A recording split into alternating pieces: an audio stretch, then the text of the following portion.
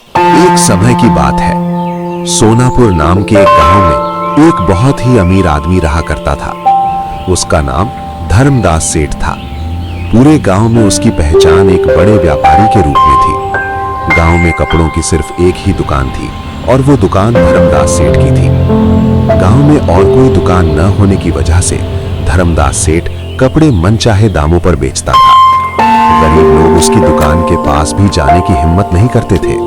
सिर्फ वही लोग वहां कपड़े खरीदने जाते थे जिनके पास खूब पैसा होता था।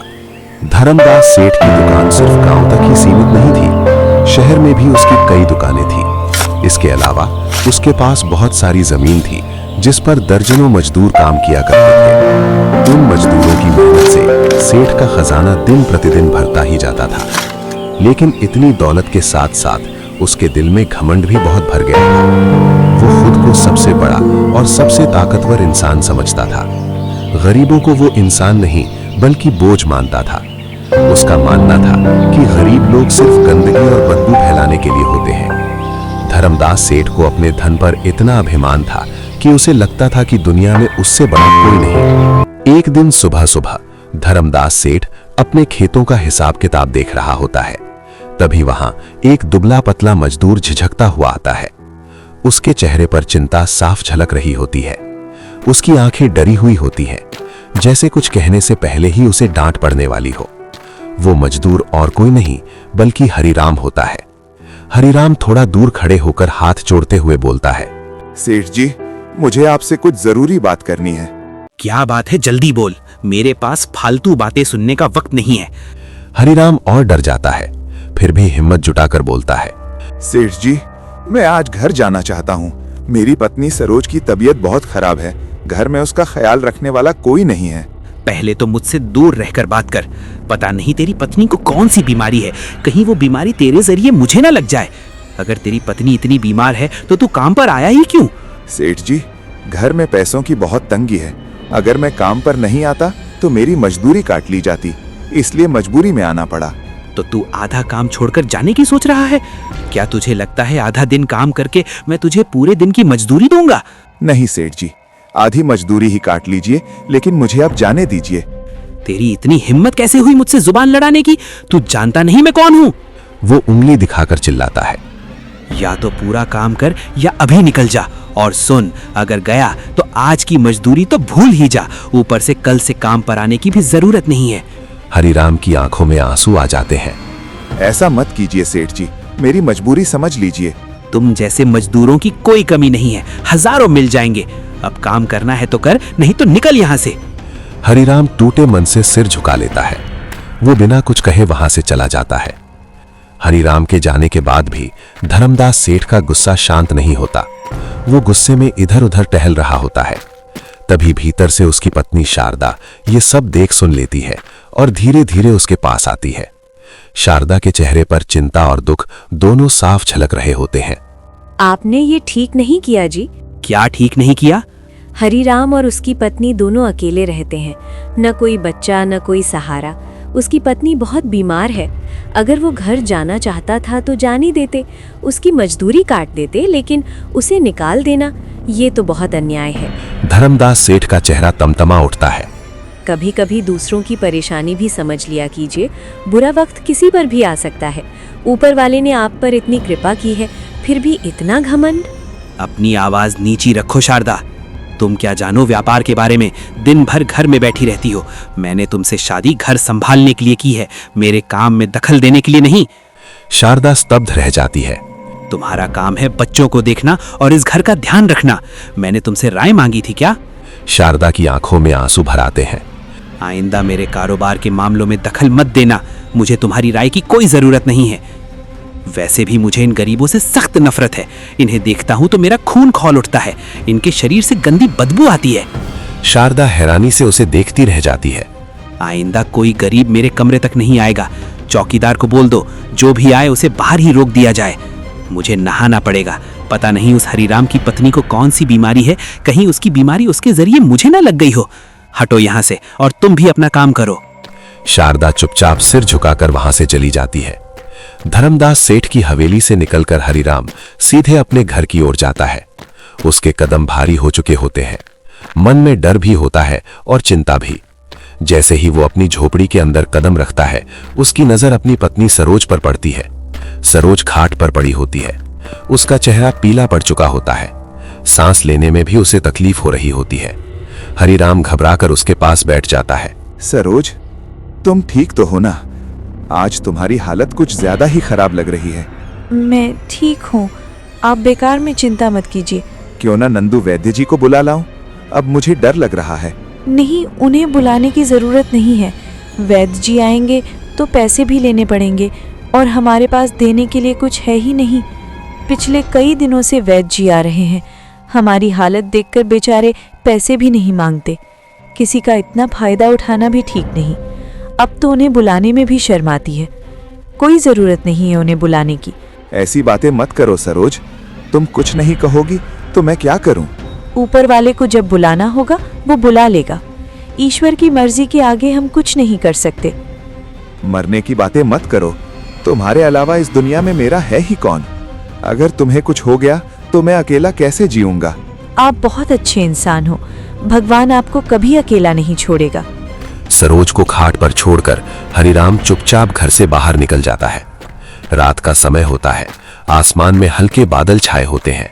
ठंडी हवा चल रही होती है, लेकिन हरिराम को न ठंड का होश होता है और न ही थकान का। वो सीधे गांव के पुराने मंदिर पहुंचता है। मंदिर में उस समय कोई नहीं होता। दिए की हल्की सी लौ जल रही होती है। हरिराम मंदिर के फर्श पर बैठ जाता है। कुछ पल वो चुप रहता है, फिर अचानक उसके सब्र का बांध टूट जाता है। वो भगवान के सामने हाथ जोड़कर रोते हुए बोलता है, हे भगवान, आप मेरी इतनी कठोर परीक्षा क्यों ले रहे हो? मुझसे क्या गलती हो गई प्रभु? क्या आपकी भक्ति में मुझसे कोई कमी रह गई? अगर मुझसे अनजाने में कोई अपराध हो गया हो तो उसकी सजा मुझे दे दीजिए, लेकिन मेरी सरोज को मत दीजिए। हरिराम की आंखों से आंसू गिरने लगते हैं। उसकी हालत देखकर मेरा कलेजा फट रहा है। कहीं ना कहीं उसकी हालत का जिम्मेदार मैं खुद को मानता हूँ। आज मेरी हालत ऐसी हो गई है कि मैं उसके इलाज के लिए नंदू वैद्य जी को भी नहीं बुला पा रहा। अगर मेरे पास पैसे होते, अगर मैं कुछ कमा पाता तो मैं उसे शहर के बड़े अस्पताल में दिखाता। मैंने कई बार खुद का काम शुरू करने की कोशिश की प्रभु, लेकिन हर बार नुकसान ही हुआ। मजबूरी में मुझे धर्मदास सेठ के यहाँ काम करना पड़ा।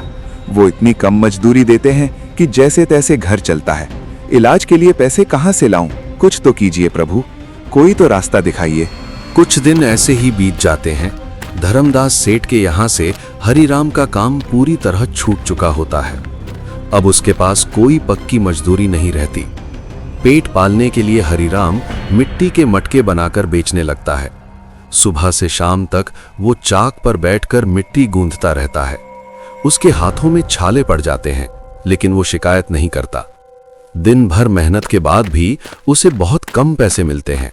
कभी कभी पूरा दिन गुजर जाता है और एक भी मटका नहीं बिकता। हरिराम मटके सिर पर रखकर गांव की गलियों में आवाज लगाता है, मटके ले लो, पानी के मटके। लेकिन लोग जरूरत के हिसाब से ही खरीदते हैं। कई बार उसे खाली हाथ ही घर लौटना पड़ता है। जो थोड़ा बहुत पैसा मिलता है उससे वो जैसे तैसे 2 वक्त की रोटी का इंतजाम करता है। सरोज की दवा के लिए पैसे बचा पाना उसके लिए नामुमकिन हो जाता है। कई रातें ऐसी गुजरती हैं जब हरिराम खुद सिर्फ पानी पीकर सो जाता है और बचा हुआ खाना सरोज को खिला देता है। वो अपने मन में सोचता है, भूख मैं सह लूंगा, लेकिन सरोज को भूखा नहीं रहने दूंगा। हर बीतते दिन के साथ उसकी हालत कमजोर होती जाती है, लेकिन उसका हौसला नहीं टूटता। एक दिन दोपहर के समय धर्मदास सेठ अपनी हवेली के आंगन में बैठा होता है। नौकर इधर उधर काम कर रहे होते हैं। तभी दरवाजे से एक बूढ़ा साधु अंदर आता है। उसके कपड़े धूल मिट्टी से भरे होते हैं, जगह जगह से फटे हुए, शरीर कमजोर और चेहरा थका हुआ। ऐसा लगता है जैसे कई दिनों से उसने ठीक से खाना नहीं खाया हो। बाबा धीरे धीरे सेठ के सामने आता है और हाथ जोड़कर बोलता है, बेटा, मुझे बहुत भूख लगी है और प्यास भी। अगर हो सके तो थोड़ा पानी और 1 वक्त का भोजन दे दो। ए भिखारी, तेरी अंदर आने की हिम्मत कैसे हुई? अरे चौकीदार, इसे अंदर आने की इजाजत किसने दी? सेठ जी, बाहर कोई नहीं था, इसीलिए ये अंदर आ गए। बाबा फिर हाथ जोड़कर विनती करता है, मैं सिर्फ 1 वक्त की रोटी और थोड़ा पानी मांग रहा हूं बेटा। 3 दिन से मेरे पेट में अन्न का दाना नहीं गया है। मेरे सामने से दूर रहे, तो बहुत मैला है, तेरे बदन से बदबू आ रही है। दौलत आती जाती रहती है बेटा, लेकिन किसी भूखे को खाना खिलाने से जो पुण्य मिलता है वो कभी खत्म नहीं होता। धर्मदास सेठ गुस्से में आग बबूला हो जाता है। नीच कहीं का, तुम मुझे उपदेश देगा? निकल यहाँ से, मेरी हवेली गंदी कर रहा है। बाबा फिर भी नम्रता से खड़ा रहता है। बाबा अभी भी आंगन में खड़ा होता है। धर्मदास सेठ उसे बाहर निकालने के लिए आगे बढ़ता है, तभी हवेली के बाहर से घोड़े की आवाज आती है। एक रुतबेदार व्यक्ति हवेली में प्रवेश करता है। उसके कपड़े साफ सुथरे होते हैं, चेहरे पर गंभीरता और आंखों में रौब। वो होता है रघुवीर प्रसाद, इलाके का बड़ा अधिकारी। धर्मदास सेठ चौंक जाता है। उसके चेहरे का रंग बदल जाता है। वो तुरंत मुस्कान ओढ़ लेता है। अरे रघुवीर बाबू, आज अचानक कैसे आना हुआ? रघुवीर प्रसाद की नजर बाबा पर पड़ती है। ये साधु यहाँ क्यों खड़ा है? अरे बाबू साहब, ये तो रोज आते हैं, मैं इन्हें रोज भोजन करवाता हूँ। अरे जल्दी से बाबा के लिए भोजन और पानी लाओ। बाबा चुपचाप सब देखता रहता है। नौकर थाली में रोटी, सब्जी और पानी लेकर आता है। बाबा जमीन पर बैठ जाता है। सेठ जी, यही सेवा इंसान को बड़ा बनाती है। आपका आशीर्वाद है बाबू साहब। बाबा खाना शुरू करता है। खाते खाते उसकी आंखें धर्मदास सेठ से मिलती हैं। एक पल के लिए सेठ की आंखें झुक जाती हैं। बाबा थाली में रखा आखिरी कौर खाता है। पानी पीकर वो धीरे से आंखें बंद करता है।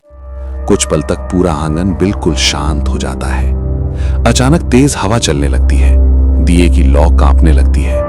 धर्मदास सेठ घबरा जाता है। बाबा आंखें खोलता है। उसकी आवाज अब पहले जैसी कमजोर नहीं रहती। तेज प्रकाश में बाबा का रूप बदलने लगता है। चेहरा तेजस्वी हो जाता है। आंगन में अलौकिक शांति छा जाती है। रघुवीर प्रसाद आश्चर्य से देखता रह जाता है। बाबा धीरे धीरे खड़ा होता है। उसके फटे कपड़े हवा में लहराने लगते हैं। एक तेज उजाला उसके चारों ओर फैलने लगता है। नौकर और चौकीदार डर के मारे पीछे हट जाते हैं। धर्मादास, सेठ चौंक जाता है। जी जी महाराज। मैं कोई भिखारी नहीं था, मैं तुम्हारी परीक्षा लेने आया था। ये कोई साधारण बाबा नहीं है। तूने मुझे गालियां दी, अपमान किया और जब अधिकारी आया तो झूठी सेवा दिखाई। महाराज, मुझसे बहुत बड़ी भूल हो गई, मुझे माफ कर दीजिए। जो इंसान दिखावे की भक्ति करता है उसका घमंड ही उसका पतन बनता है। लेकिन इस गांव में एक ऐसा भी इंसान है जिसने भूख, गरीबी और दुख सहकर भी मानवता नहीं छोड़ी। बाबा की आंखों में करुणा झलकती है। तेज रोशनी के बीच बाबा हवेली से बाहर निकलता है। उसकी आंखें बंद होती हैं, मानो किसी को पुकार रहा हो। हरिराम अपने घर में बैठा सरोज के पास मटके सजा रहा होता है। सरोज की हालत कमजोर होती है। अचानक घर में हल्की सी रोशनी फैल जाती है। हरिराम चौंक कर देखता है। बाबा सामने खड़ा होता है। महाराज, मत डर बेटा, मैंने तेरे आंसू मंदिर में देखे थे। हरिराम की आंखें भर आती हैं। तूने गरीबी में भी इंसानियत नहीं छोड़ी, भूखा रहकर भी अपनी पत्नी को खिलाया। बाबा सरोज की ओर देखता है। वो धीरे से उसके माथे पर हाथ रखता है। तेज प्रकाश फैलता है। कुछ पल बाद सरोज धीरे धीरे आंखें खोलती है। उसके चेहरे पर रंग लौट आता है। सरोज, तुम ठीक हो गई? आज से तेरी मेहनत सफल होगी। तेरा हुनर तुझे इज्जत और रोजी दोनों देगा। धर्मदास सेठ की हवेली। तेज आंधी चलती है। उसके गोदाम में रखे अनाज खराब होने लगते हैं। सौदे टूट जाते हैं। पैसे की तंगी शुरू हो जाती है। धर्मदास, तुम्हारी बेईमानियों की जांच होगी। सेठ टूट जाता है। गांव वाले हरिराम के घर के बाहर इकट्ठा होते हैं। सरोज पूरी तरह स्वस्थ होती है। हरिराम अपने मटके बेचता है। अब लोग खुद उसके पास आते हैं। इंसान का कर्म ही उसका असली धन होता है।